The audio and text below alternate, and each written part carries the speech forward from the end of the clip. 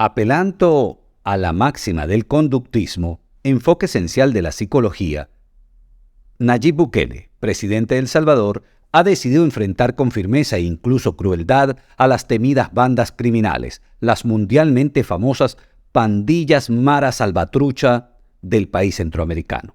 Esto es, humano en sociedad, porque todo lo humano nos atañe. Suscríbete al canal, así estarás al tanto de los pormenores. Para el conductismo hay algo que define, perfila la conducta humana: el mecanismo de incentivos, o sea, el método de premios y castigos. Así, la conducta que se premia es reforzada, aumenta la frecuencia y hasta puede convertirse en hábito. Por el contrario, la conducta que se castiga baja su latencia y tiende a desaparecer o cuando menos a disminuir de forma considerable. Según este enfoque psicológico, el asunto es entonces premiar el buen obrar y castigar el mal obrar.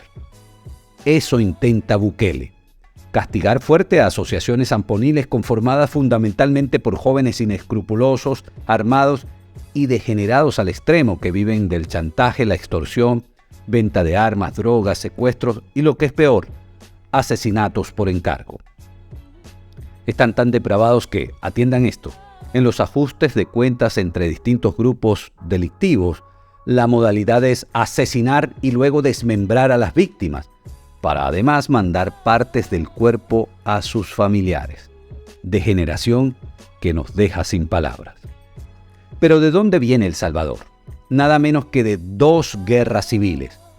Una en el siglo XIX enfrentando, entre otros, a terratenientes y campesinos, así como una más reciente en el siglo XX que duró 12 años entre 1979 y 1992, que dejó la pérdida de aproximadamente 90.000 personas entre asesinados y desaparecidos.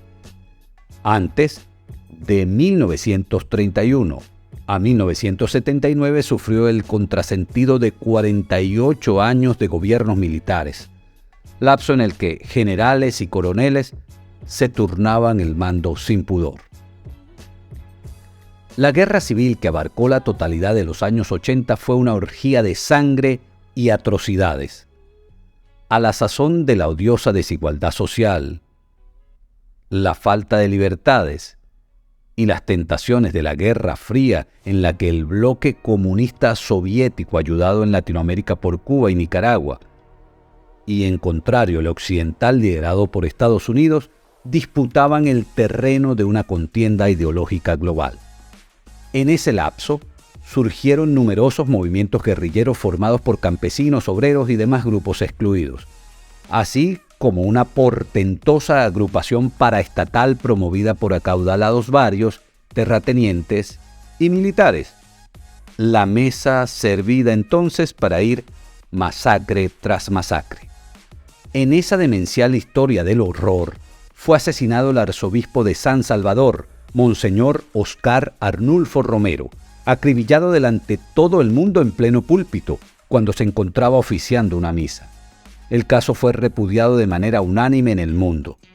Dio lugar a reportajes, películas, canciones y demás gestos que recuerdan con aprecio al valiente religioso, recientemente declarado santo de la Iglesia Católica. En esa locura de la guerra, los cabecillas paramilitares acusaban de comunistas a sacerdotes, a la pastoral entera, a los movimientos de base, maestros y a todo el que osara criticar al gobierno. Luego, parada la estupidez y locura extrema de la guerra, los guerrilleros pasaron a la conformación del Frente Farabundo Martí como partido político y los antes paramilitares fundaron el Partido Arena, cuyo promotor principal fue Roberto D'Aubuisson, quien a su vez fue el fundador de los llamados Escuadrones de la Muerte de los paramilitares. Sirva un paréntesis para decir que el hijo de este, Eduardo D'Aubuisson, siendo diputado del Partido Arena, fue asesinado junto a otros 3 parlamentarios y su chofer en la frontera con Guatemala cuando iban por tierra a ese país a una reunión del Parlamento Centroamericano. Eso fue en 2007. Dramático crimen por el que fueron acusados 4 policías guatemaltecos quienes, a los pocos días de haber sido detenidos, también fueron asesinados en el recinto a pesar de ser una cárcel de alta seguridad. Volviendo al tema de los maras salvatrucha y las pandillas, estas subsistieron durante la alternancia en el poder de los gobiernos del FMLN, digamos izquierda, y Arena, llamemos derecha, hasta que llegó el empresario Nayib Bukele, quien fue representante, entre otras cosas, de motos Yamaha en El Salvador. Es de ascendencia palestina, siendo que su padre es un imán del Islam en El Salvador. Nayib fue alcalde de un pueblo pequeño y luego también alcalde de la capital, San Salvador, ambos cargos mediante las planchas del FMLN. Cuando quiso aspirar a la presidencia de la República y ante roces con esa agrupación, promovió su propio movimiento. Al mando de la nación destituyó fiscales, acusó a jueces y entró en el poder legislativo con escuadrones militares, molesto porque los grupos opositores se negaban a aprobar la solicitud de un crédito para agrandar los cuerpos policiales. Además, en lo económico, impuso al Bitcoin como moneda de curso legal adicional en el país centroamericano. Le he entrado fuerte a esto del tema de las pandillas. Como se ha visto, procuró la recuperación del territorio por parte del Estado, ya que antes las pandillas decidían por dónde se podía circular y por dónde no. Bukele en la presidencia ha acorralado a los maras, ordenado a los organismos policiales y militares buscarlos por todos lados. Las detenciones han sido masivas, porque la expansión del crimen de estos pandilleros también lo ha sido. El mandatario no se ha quedado solo en la desarticulación de las bandas criminales, sino que también ha aplicado la táctica de la propaganda, haciendo una producción cinematográfica con drones y efectos de iluminación, al presentar una megacárcel construida en 8 meses para albergar a 40.000 detenidos, a quienes además presenta con producción de videos cuidadosamente editados en los que aparecen estos sujetos siendo rápidamente desplazados, pero además semidesnudos, descalzos, con la cabeza rapada, esposados, encadenados y además encorvados, o sea, doblados, con la cabeza gacha. ¿Por qué la propaganda? ¿Es solo promoción del conductista mecanismo de incentivos?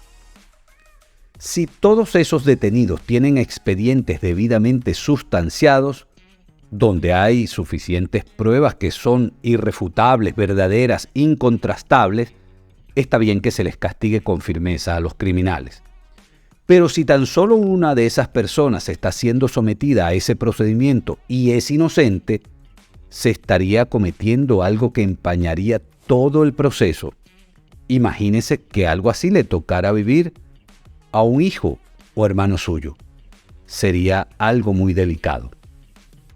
También se esperan informaciones sobre propuestas alternativas como generar empleo, mejorar la economía en líneas generales, oportunidades de estudio y deporte, además de cultura, para las juventudes salvadoreñas.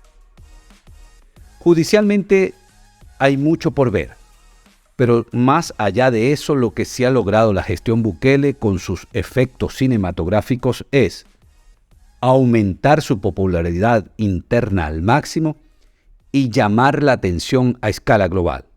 Entre tanto, la población siente alivio porque la despiadada acción de las pandillas fue neutralizada.